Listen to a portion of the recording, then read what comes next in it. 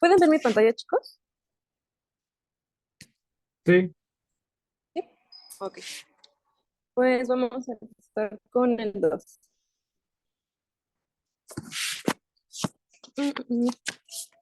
Por el 2 nos dice que tenemos un dado.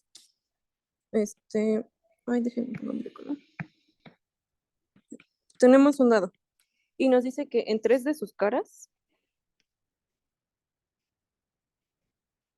tiene un 1.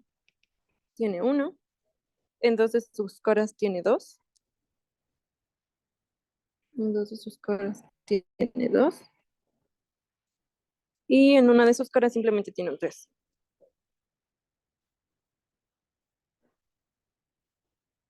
Caras tiene un 3, ¿no? Y hay 3 jugadores que están, o sea, están jugando. Y nos dicen que el primer jugador, la puntuación del primer jugador simplemente va a ser lo que observamos, ¿no? Pongámosle X, que va a ser lo observado en el tiro. Lo observado. El jugador 2 nos dice que va a ser lo que observó multiplicado por lo que obtuvo el jugador 1. Entonces, ¿están de acuerdo que lo podemos ver de esta forma? Donde Y es lo que observamos en su tiro.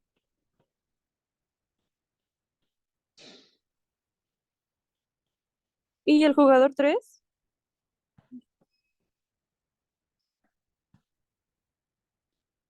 jugador 3 es el producto de los anteriores por lo observado, ¿no? Entonces sería X por Y por lo que observamos en su tiro, que sería Z es lo observado en su tiro.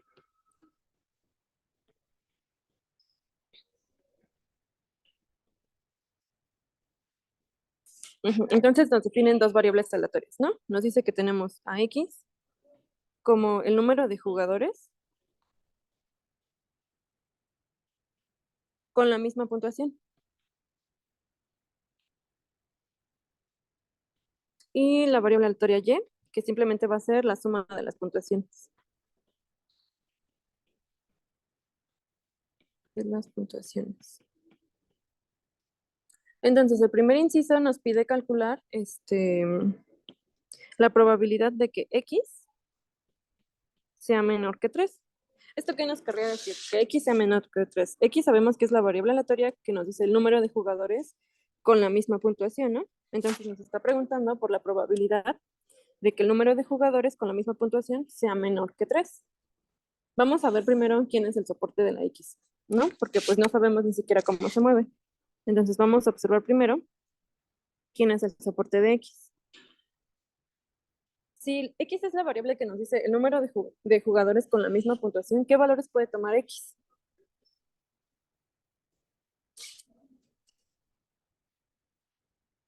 0, 1, 2 y 3. 0, 1, 2 y 3. El 1, ¿por qué? Ah, Puede ok, haber un sí, es jugador que que sí, no. el 1 no tiene mucho sentido, ¿no? Entonces simplemente sería el 0, que ninguno de los jugadores tenga la misma puntuación, que 2 la tengan, o que 3, ¿no? ¿Están de acuerdo todos con que ese es el soporte de la X? ¿Puedes volver a repetirlo, por favor? Sí, claro. Recuerda que X es la variable aleatoria que nos dice el número de jugadores que tienen la misma puntuación. Entonces, ya vimos que puede haber el caso en el que todos tengan diferente puntuación y en ese caso va a haber 0, ¿no? O sea, tu X va a valer 0 porque no tenemos ningún jugador con la misma puntuación. No puede haber o sea, el soporte de X no puede contener al 1 porque no podemos como compararlo, ¿no? Así como hay un jugador que tiene la misma puntuación que él mismo, ¿no? O sea, como que no tiene mucho sentido hacer ese análisis, entonces simplemente no consideramos el 1. Pero, por ejemplo, sí podemos comparar con dos personas, ¿no? Si tenemos dos personas que tienen la misma puntuación, pues forman parte del soporte. O que las tres tengan la misma puntuación y pues ya serían como los únicos casos que tenemos para el soporte de la X. ¿Sí quedó claro? Sí, gracias. Sí, ok. Entonces vamos a ver. Nos piden calcular la probabilidad de que X sea estrictamente menor que 3. ¿Están de acuerdo que esa probabilidad coincide con esta, de que X sea menor o igual que 2. Sí. Sí, ¿no? Porque es una variable discreta y pues puede tomar estos valores. Pero aquí lo que yo les recomiendo es porque si se dan cuenta esto se reduce, tener que ver que los jugadores se puede tomar el valor 0 o el valor 2, ¿no? Que no tengan nada en común o que dos de ellos tengan valor en común. Entonces tendríamos que considerar uno con J2, J3 con J2 y, por ejemplo, J1 con J3, ¿no? O sea, son como muchos casitos. Entonces aquí lo que a veces es conveniente hacer es fijarnos en quién es su complemento. Por ejemplo, ¿están de acuerdo que este sería, bueno, su complemento, esto sería igual a 1 menos la probabilidad de que X sea estrictamente mayor que 2, ¿no?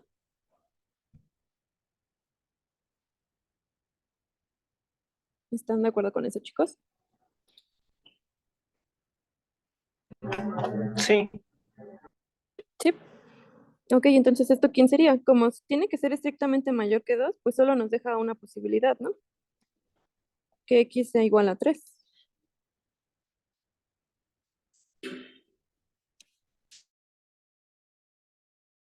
Ujú. Y entonces, en este caso, lo redujimos solamente a calcular aquellos casos donde los tres tengan la misma puntuación. Y ya no tenemos que analizar todos los casos anteriores que habíamos visto justamente acá. Entonces, pues vamos a ver cómo podemos analizarlo más o menos. Aquí lo que también les recomiendo es que intenten como graficar lo que quieren para que lo puedan ver de manera intuitiva. Por ejemplo, la X chiquita, que es la puntuación del primer jugador, están de acuerdo que solamente puede tomar estos valores.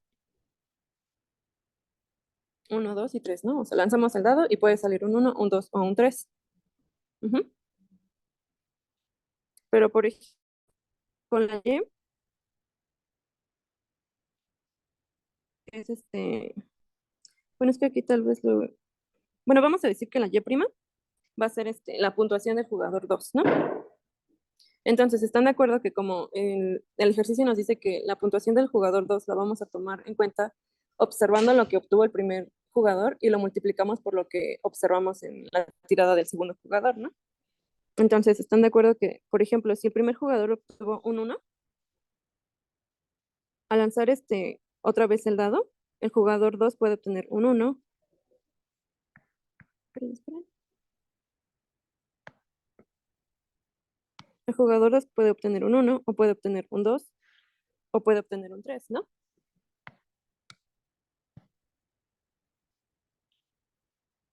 Pero, por ejemplo, ¿qué pasa si el jugador 1 obtuvo también un 2? Entonces, pues vamos a considerar los casos, ¿no? Si obtuvo un 2, lo vamos a multiplicar por lo que observamos en su tiro. Entonces tenemos estas posibles opciones. Y si obtuvo un 3,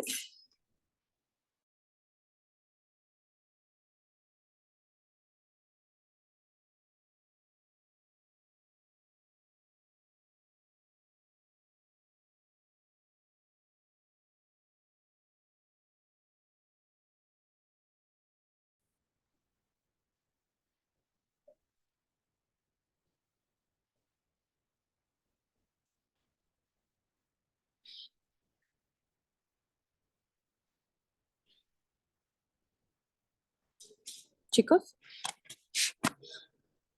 Sí. ¿sí? Ok. ¿Y ahora qué pasa con lo que obtuvimos en el tiro del jugador 3? Pues podemos hacer una construcción similar, ¿no? Para empezar, estos datos los vamos a tener tal cual.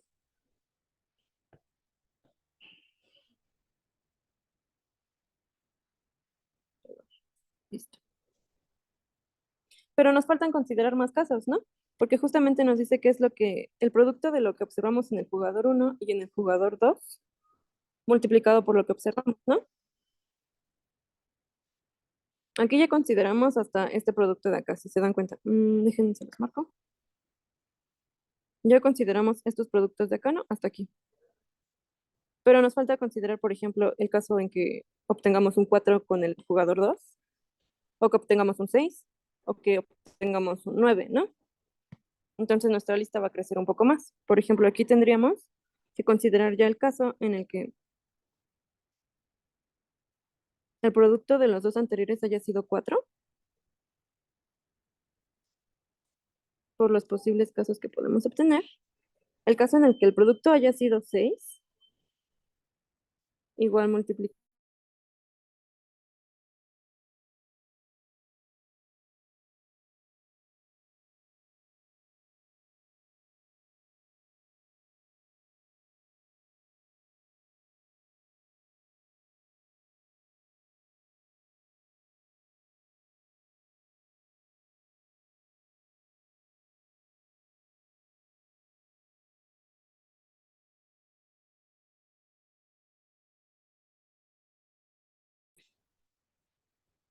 Listo. Creo que hubo un problema, chicos, pero sí me oyen bien y ven mi pantalla. Creo que ya no ven la pantalla. A ver, esperen.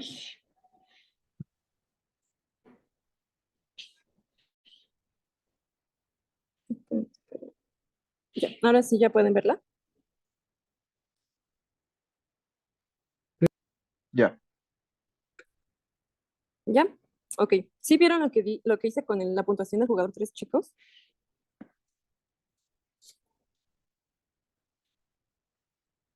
Sí. Ok. ¿Tienen alguna duda de cómo hicimos este análisis?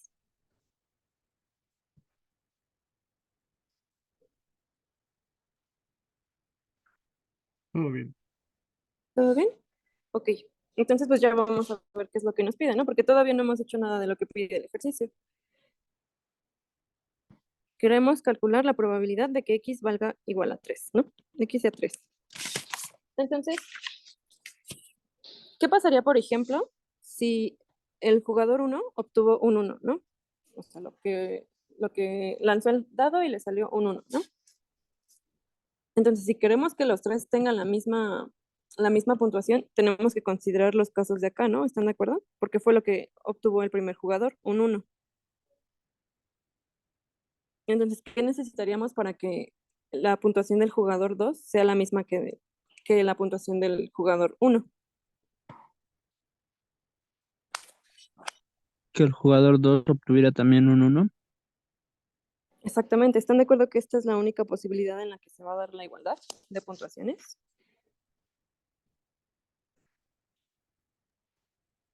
Y ahora, por ejemplo, también estamos buscando que el jugador 3 tenga la misma puntuación, ¿no? Entonces, esto se reduce a buscar todos los posibles casos que tenemos acá.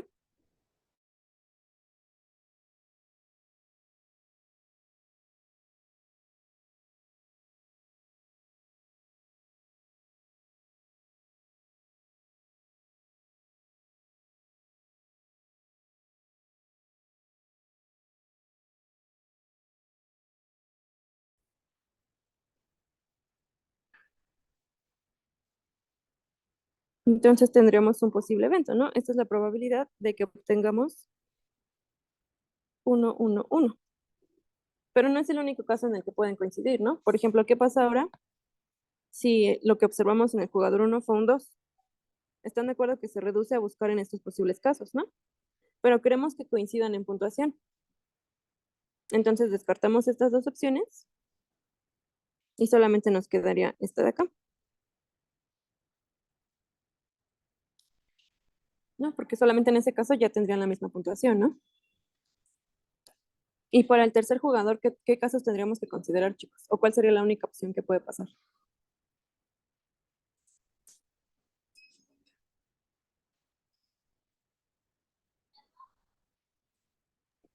Pues que obtenga un 1, ¿no? También se puede. Que obtenga un 1, ¿no? Exactamente. Sería este caso de acá, ¿no? ¿Están de acuerdo? Solamente en ese caso, los tres tendrían la misma puntuación. Entonces, esto sería unión, el evento 2, 1 y 1, ¿no? Porque cuando observamos esas tiradas, coinciden en su puntuación. Y ahora, por ejemplo, ¿qué pasaría si lo que observamos en el jugador 1 fue un 3?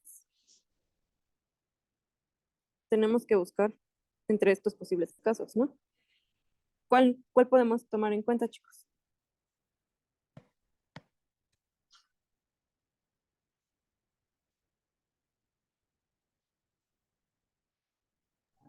El 3-1, el 1-3 y el otro 3-1. Solamente el 3-1, ¿no? Porque recuerda que la manera en la que medimos la puntuación del jugador 2 es lo que observamos en la tirada del jugador 1 multiplicado por lo que observamos en la tirada del jugador 2. Entonces, como en el primer tiro, tu jugador 1 obtuvo un 3, ya no tiene caso que lo consideres, ¿no? El 1,3, porque ni siquiera obtuvo un 1. O sea, lo que obtuvo el jugador 1 fue un 3, y de ahí se reduce a buscar en estos casos de acá. Pero para que coincida, pues justamente solamente tiene que ser el 1. Ujú. Ok, entiendo, gracias. Sí, ok, vale. Y ahora, por ejemplo, con el jugador 3, ¿están de acuerdo que em, ya tenemos que el jugador 1 obtuvo un 3, el jugador 2 obtuvo un 1, ¿no? Entonces el producto de ambos sería 3. Entonces tenemos que buscar entre nuestras posibilidades a los que tengan un producto por 3, ¿no? Que serían estas opciones de acá. ¿Cuál nos conviene usar para decir que los 3 tienen la misma puntuación?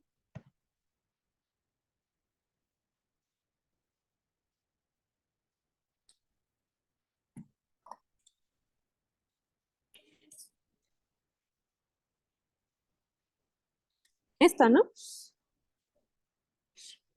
Porque en este caso ya tendríamos que el jugador 1, el jugador 2 y el jugador 3 coinciden en puntuación y ambos obtuvieron un 3.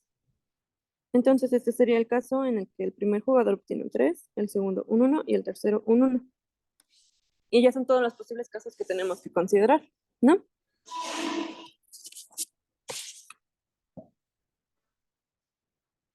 ¿Sí quedó claro, chicos?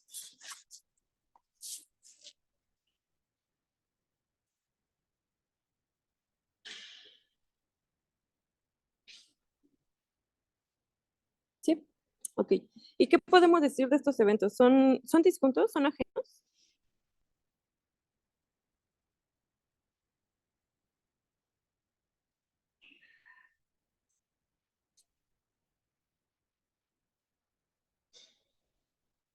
O sea, puede ocurrir que el primer jugador obtenga un 1, el segundo un 1, el tercero un 1, y al mismo tiempo que el primer jugador obtenga un 2, el segundo un 1 y el tercero un 1.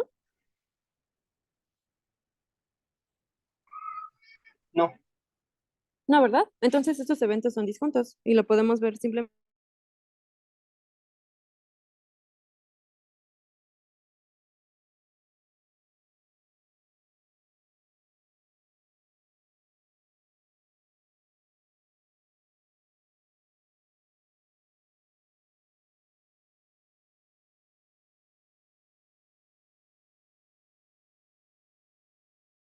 Que es como la parte más sencilla de este ejercicio, chicos. Y pues con eso ya tendríamos el primer inciso, ¿no? Ya con eso tenemos el inciso A. ¿Tienen alguna duda de esto, chicos?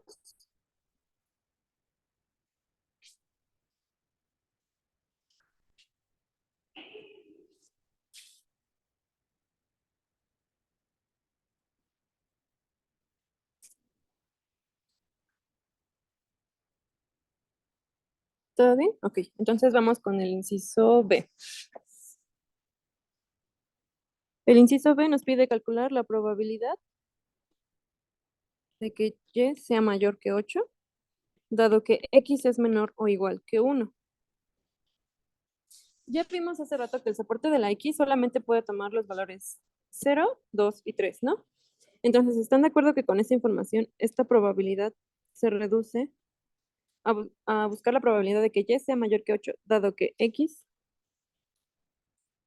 es igual a 0, ¿no? Porque es el único valor menor o igual que 1 que puede tomar. Ujú.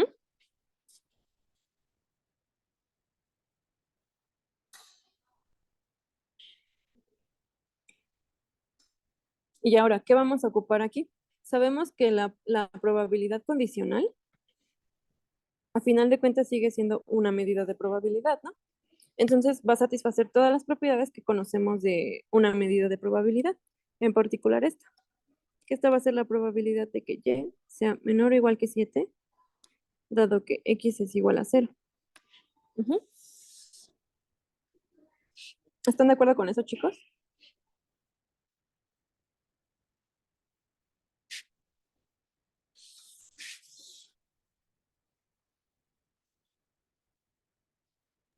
Sí, todo bien. Sí, sí, sí. Ok, vale. Entonces vamos a ver qué nos pide, ¿no? Nos está diciendo la probabilidad de que y sea menor o igual que 7, dado que x es igual a 0, ¿no? Que x es igual a 0 nos dice que ningún jugador tiene la misma puntuación, ¿no? O sea, la puntuación de todos los jugadores es diferente. Entonces queremos calcular la probabilidad de que la suma de las puntuaciones sea menor o igual que 7, dado que ninguno comparte la puntuación, ¿no? Entonces, pues vamos a analizar los casitos que tenemos acá arriba. Estos de acá. Ujú. Por ejemplo, ¿qué pasa si el primer jugador obtiene un 1, ¿no? Están de acuerdo que las opciones que tenemos que considerar son estas de acá, ¿no? Porque es lo que observamos en el primer tiro del jugador 1, un 1, ¿no? Queremos que su puntuación sea diferente. Entonces, esta opción verde la descartamos y simplemente nos quedamos con estas dos, ¿no? Y' tiene que valer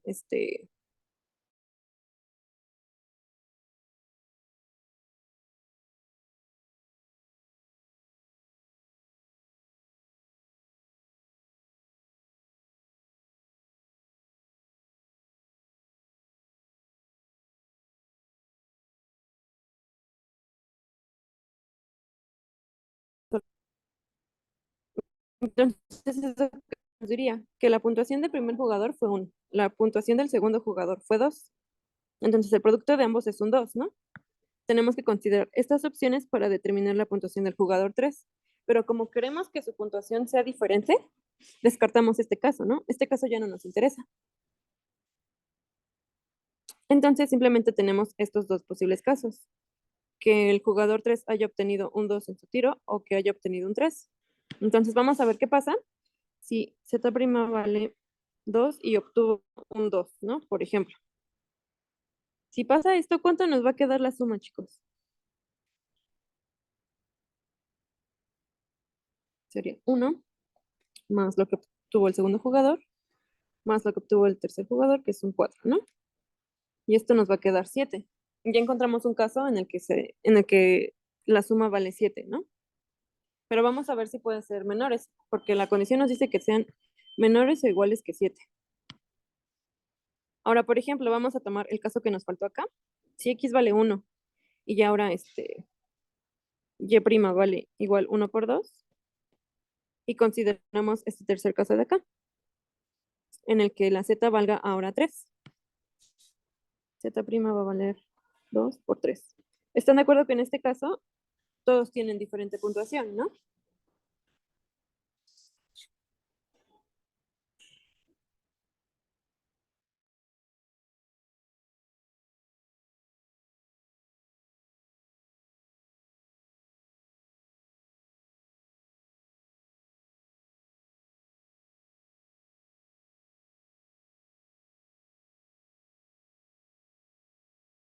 La suma ya nos dio 9. Entonces ya nos satisfacen las condiciones que queremos, ¿no? Y si nos damos cuenta, si seguimos analizando ahora, por ejemplo, en el caso en el que el jugador 2 haya obtenido un 3, ahí también va a cambiar, ¿no? Y la suma va a incrementar. Porque ya no vamos a sumar un 2, sino que vamos a considerar ahora un 3, independientemente del caso que tomemos acá. ¿Están de acuerdo?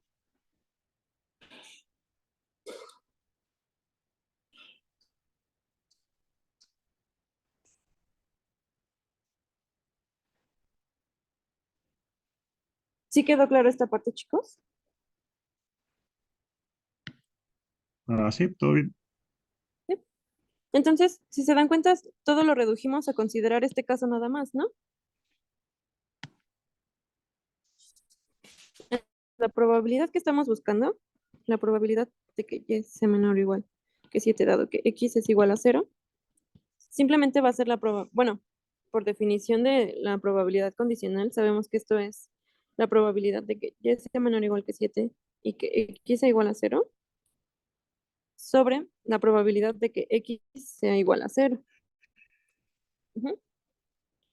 Pero ya vimos que esta probabilidad de acá simplemente se reduce a un caso. En el caso en el que obtengamos que la puntuación del primer jugador fue 1, que lo observado en el segundo jugador fue un 2 y en el tercero también. ¿no? Eso se divide entre la probabilidad de que X sea igual a 0. Ujú. ¿Sí queda claro todo lo que hemos hecho hasta ahora, chicos?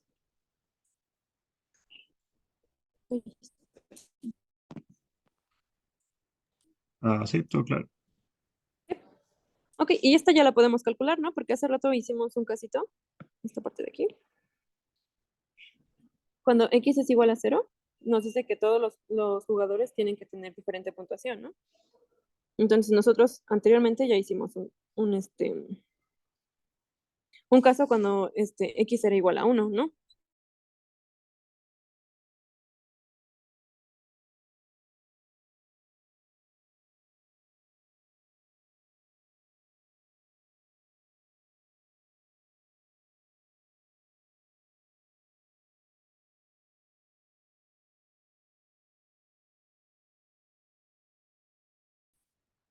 Pues aquí, pues no hay de otra, chicos. Aquí solamente tienen que calcular la función de densidad de X dado Y igual a 2.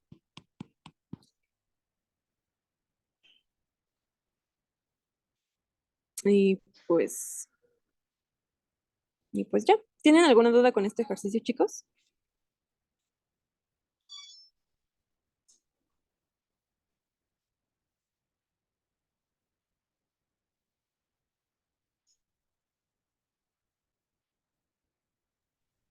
Sí quedó claro.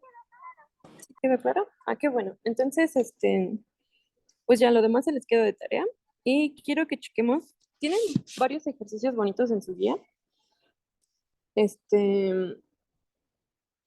Por ejemplo, el 4 me parece un ejercicio bastante bonito. Ese los voy a dejar que lo intenten. Intenten sacarlo y ya si no sale, pues igual lo checamos en ayudantía. Pero hoy vamos a ver en particular el ejercicio 7. ¿Alguno de ustedes ya lo intentó?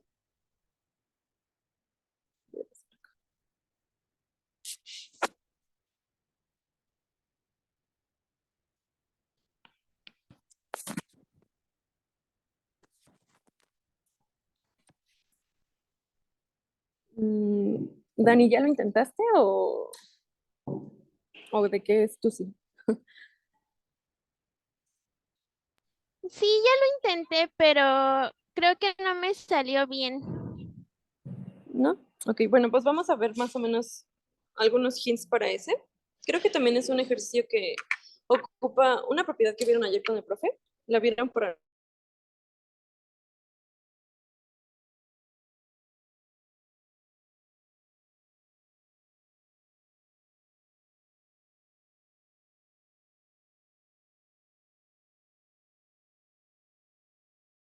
pues vamos a decir que diga 5 y 8 rojas.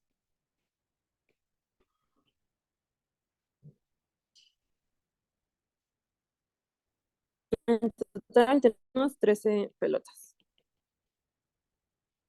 Y nos dice que consideremos las variables aleatorias X, Y, que están definidas por 1, si la yésima pelota seleccionada, yésima bola es negra, y 0 en otro caso, ¿no? Y tenemos igual por incisos. El primer inciso nos pide calcular la función de densidad conjunta de las tres, ¿no? De X1, X2 y X3. ¿Qué es lo primero que se les ocurriría hacer para este ejercicio, chicos?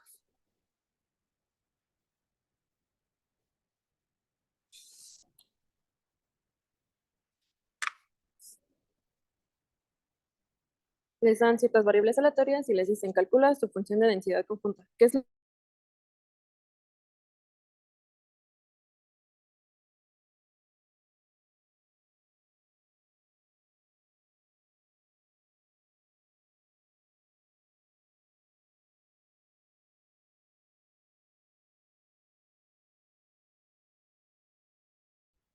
la tablita, ¿no?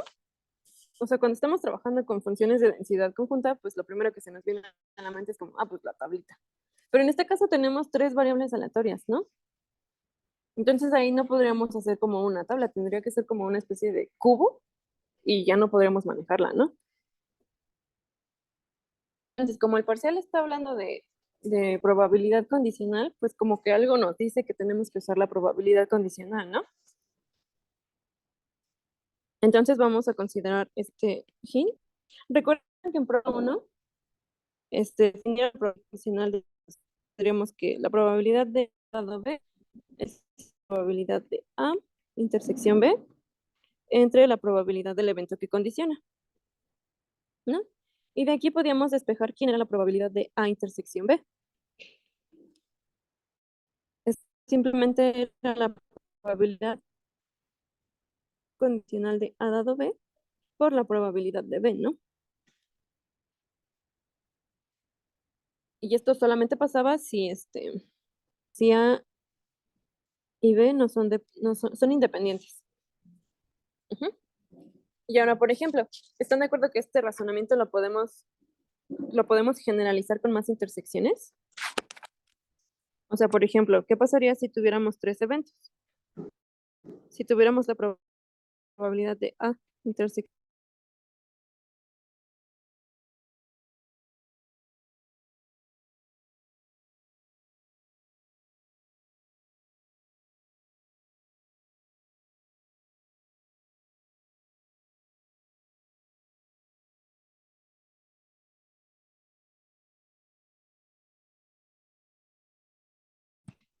tendríamos que eso es igual a la probabilidad de A dado B intersección C por la probabilidad del que condiciona, ¿no? Que en este caso sería B intersección C.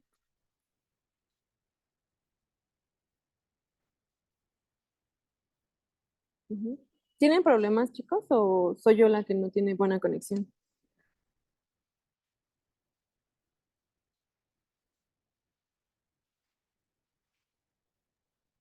Pues a mí también se me está pegando un poquito, pero todavía es entendible. Sí. Ah, muy bien, ok. Entonces, ¿tienen alguna duda con lo que hemos hecho hasta ahora?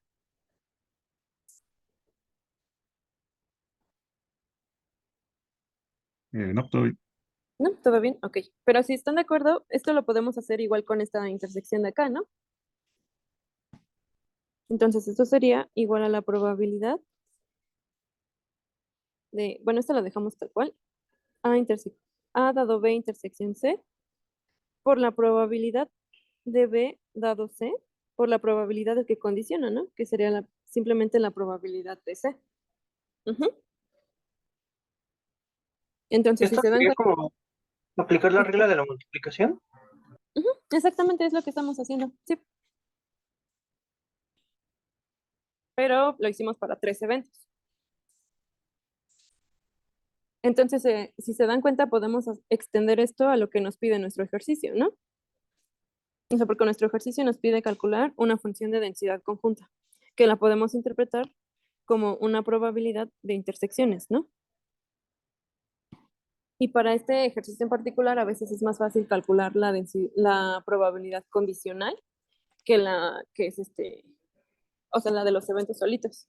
Por ejemplo, vamos a ver, tenemos por definición, ¿qué pasa si quisiéramos calcular f de x3 dado x2 igual a y x1 igual a x? Esto evaluado en z. ¿Esto a quién sería igual? ¿Están de acuerdo que sería igual a la densidad conjunta? Valuada en x, y, z, dividida entre lo que condiciona, ¿no? Que sería la función de densidad de x2 con x1, valuados en en x, y, en x, y. Ujú. Aquí vamos a cambiarle el orden. Vamos a tratar de llevar un orden. Entonces sería x2, x1, x2. Ujú. ¿Están de acuerdo todos con esto, chicos? Simplemente es la pura definición, ¿no? Entonces, ¿qué tendríamos acá? Que la función de densidad que estamos buscando simplemente sería igual a la función condicional de x3, dado que ya sabemos lo que pasó en en la segunda extracción y en la primera. multiplicada por la función de densidad conjunta de x1 con x2. Pero si se dan cuenta, a veces también, o sea, calcular esta función de densidad acá, pues va a estar medio, no suena que sea algo como tan simple, ¿no? Entonces vamos a expresarlo también en forma de condicional. Esto sería la función de x3 dado x2 igual a y x1 igual a x. Multiplicado, ¿qué función de densidad condicional podríamos tomar aquí, chicos? ¿Nos convendría, por ejemplo, tomar la de x1 dado x2?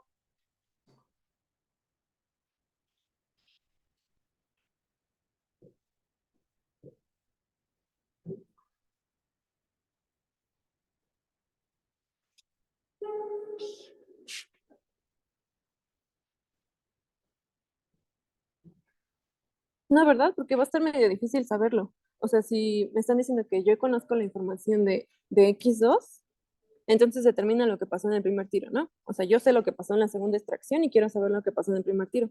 Entonces, eso no suena como muy conveniente, ¿no? Aquí la que nos convendría utilizar sería la de x2 dado x1 por la que condiciona, ¿no? Que en este caso sería x1 evaluado en x. Ujú. Y con esto ya tenemos una expresión para encontrar a nuestra función de densidad conjunta que nos interesa. Ujú. ¿Tienen alguna duda con lo que hemos hecho hasta ahorita, chicos? No, todo claro. ¿Todo claro? Ok, pues vamos a ver primero quién va a ser la función de densidad de la x1, ¿no?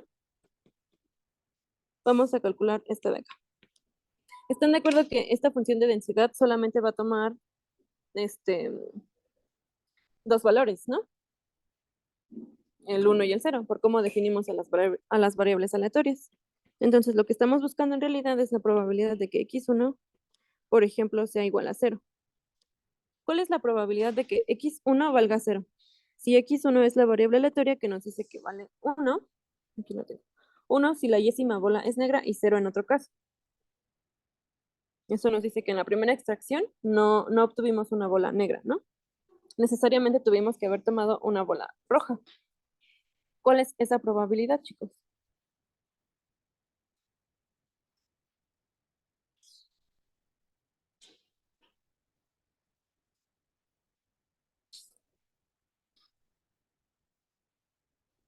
Exactamente, 8 treceavos. Y ahora la probabilidad de que x1 valga 1, que en la primera extracción hayamos obtenido una bola negra.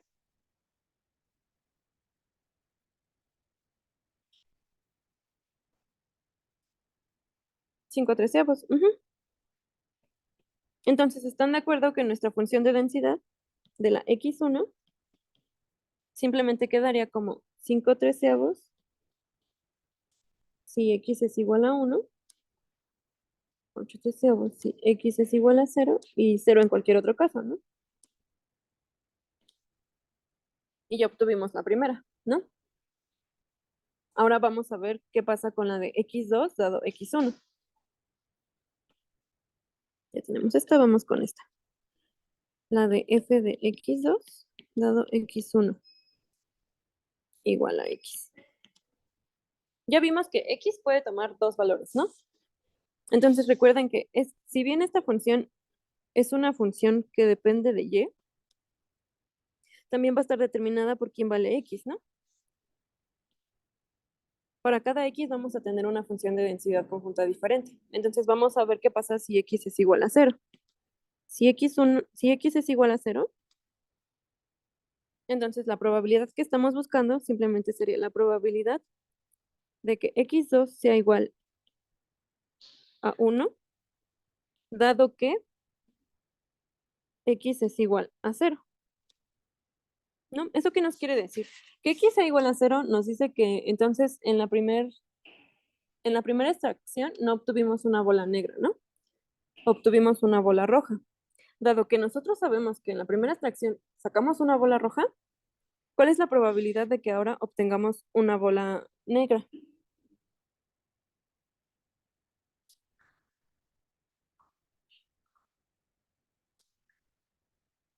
5/12, exactamente. ¿Sí ven todos por qué pasa eso, chicos?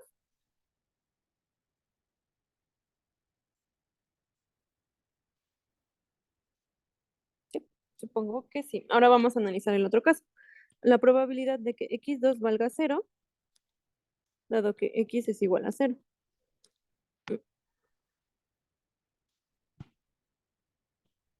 Esto nos dice que en la primera extracción, justamente se reduce el espacio muestral y solamente consideramos ahora 12 opciones, ¿no? Ahora ya con este caso de acá, tenemos que, dado que no obtuvimos una bola negra, ¿cuál es la probabilidad de que obtengamos una bola roja?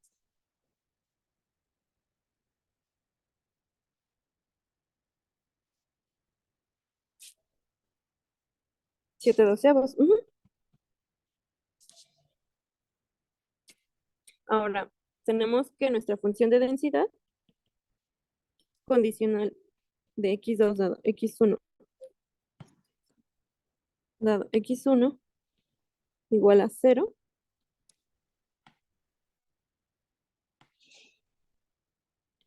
va a valer 5/12 si y es igual a 1 y 7/12 si y es igual a 0 y 0 en otro caso, ¿no?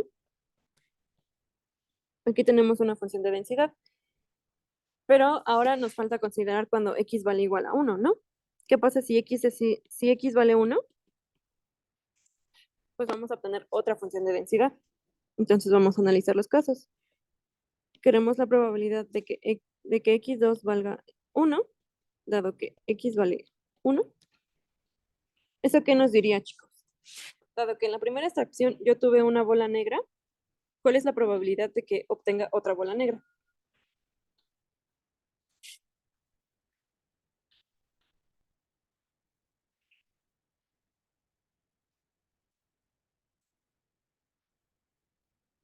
Cuatro doceavos.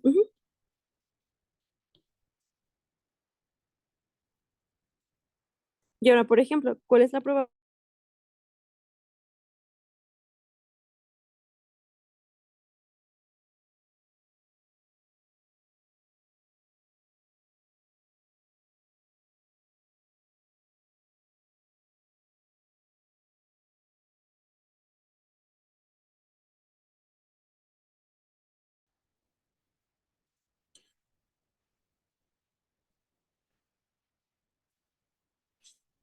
Ocho doceavos.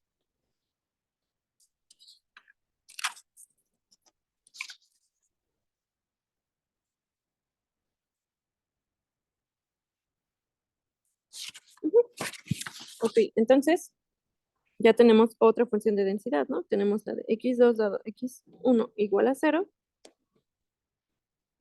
Tenemos que va a ser 4/12 si la y vale 1 y 8/12 si la y vale 0 y 0 en otro caso, ¿no?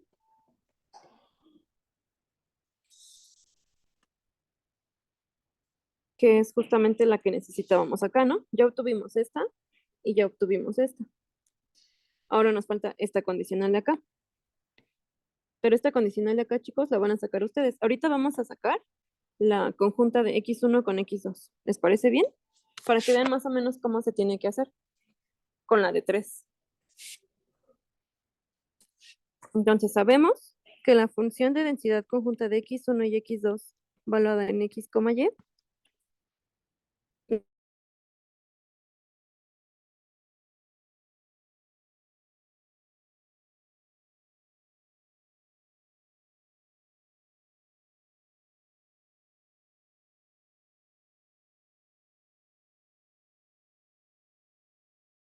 entonces, como x1 y x2 toman valores distintos o sea, valores mayores o iguales que 0 en solamente los valores 0 y 1, tenemos que considerar 4 posibles casos, ¿no?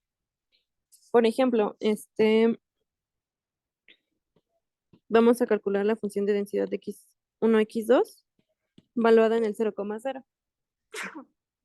Ay, perdón. ¿Esto quién sería, chicos?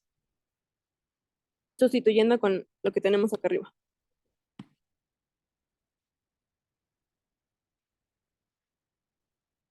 Sería la función de densidad de x2 dado x1 igual a 0, valuada en 0, por la función de densidad de x1 valuada en 0, ¿no? ¿Y eso cuánto nos da? Pues ya tenemos esa información. Justamente sabemos que la función de densidad de x2 dado x1 igual a 0, valuada en 0 vale 8/12. Y la función de densidad de la x1 valuada en 0 va a valer 8/13, ¿no?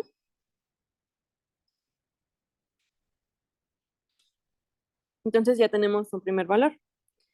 Ahora, por ejemplo, si calculamos la función de densidad conjunta en el 1,1, ¿están de acuerdo que esto sería la función de densidad de x2 dado x1 igual a 1, valuada en 1?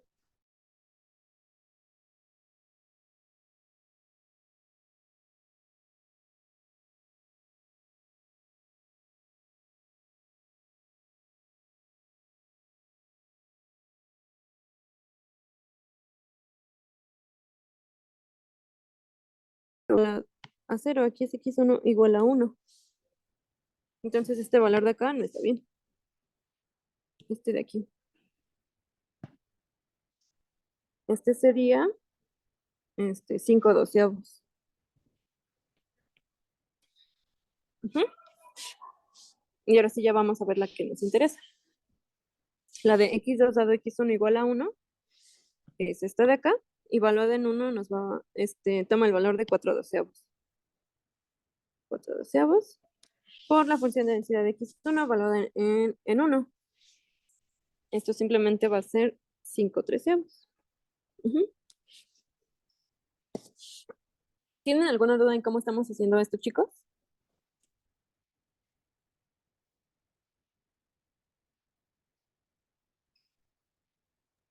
Todo bien. No, sí va ¿Todo bien? quedando claro. Sí. Ok. Ahora vamos a evaluarlo en el punto 0,1, ¿no?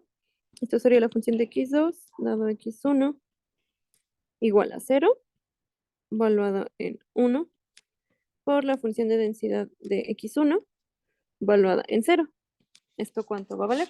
La de x2 dado x1 igual a 0, la tenemos acá arriba. Valuada en 1 vale 5/12, ¿no? 5/12. Y la de x1 valuada en 0, dijimos que valía 8/13. Y ya el último caso sería evaluarla en el 0,1. Esto nos quedaría la función de densidad de x2 dado x1 igual a 0. Ujú. Ahí estoy haciendo el mismo caso que hace rato. Es al revés, es el 1,0. Ahora sí ya va a cambiar. De que x1 sea igual a 1 valuada en 0 por la de densidad de x1 valuada en 1. La de x2 dado x1 igual a 1 sabemos que vale en 0, 8/12. Y la de x1 valuada en 1 vale 5/13. Ujú. Entonces, si se dan cuenta, ya calculamos la función de densidad con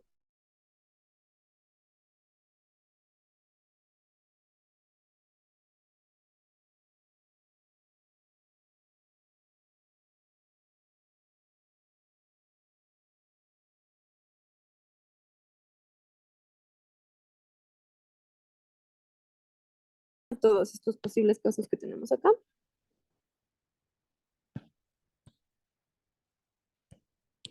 Ujú. Esto va a pasar si x es igual a 0 y y también es igual a 0. Esto va a pasar si x es igual a 1 y y es igual a 1. Esto va a pasar si x es igual a 0 y y es igual a 1. Y si x es igual a 1 y y es igual a 0. Y 0 en cualquier otro caso, ¿no? Entonces ya pudimos dar una expresión de la función de densidad conjunta ocupando solamente densidades condicionales. Porque en este ejercicio justamente es más fácil analizar qué pasa con las densidades condicionales que intentar analizar qué pasa ya con las funciones de densidad conjuntas. ¿Sí quedó claro, chicos? Sí, ¿Sí? Y ahora, por ejemplo, para el caso en el que tienen ustedes de la densidad conjunta de las tres, pues les faltaría calcular todavía otra densidad condicional y considerar los posibles casos, ¿no? En este caso ya no tendríamos cuatro. Tendríamos, bueno, cuatro distintos de cero, tendríamos 8. Aumenta un poco más el número de casos que tenemos que considerar, pero el análisis es el mismo. Y, por ejemplo, ¿qué pasaría ahora si yo digo, no, pues sabes qué, me interesa calcular esta? ¿Cómo la podemos calcular, chicos?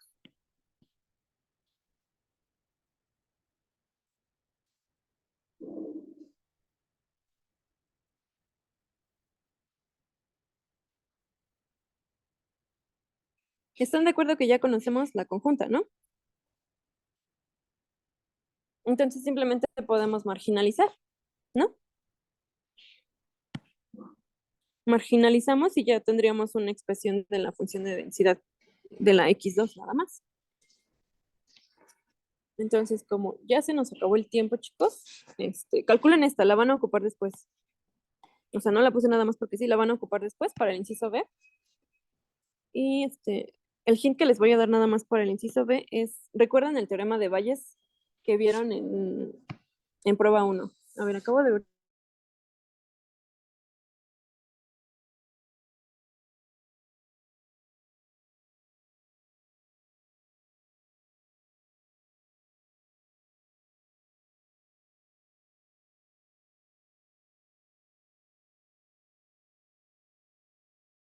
Sí, sería una cadena de Markov.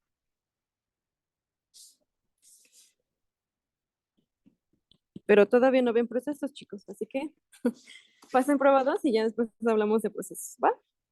El hint que les doy para el inciso B es ocupa en el teorema de Bayes. ¿Qué nos decía el teorema de Bayes?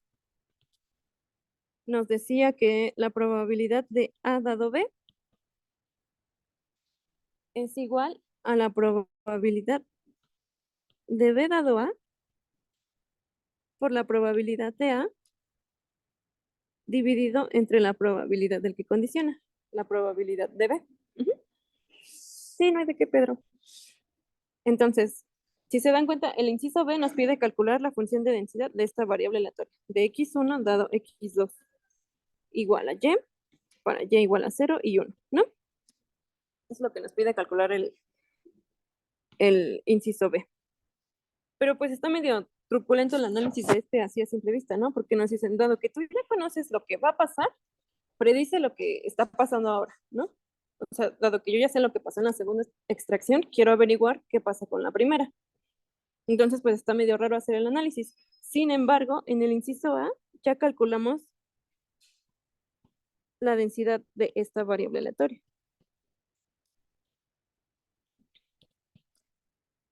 ¿No? Esta ya la calculamos, esta ya la tenemos y es más intuitiva de calcular.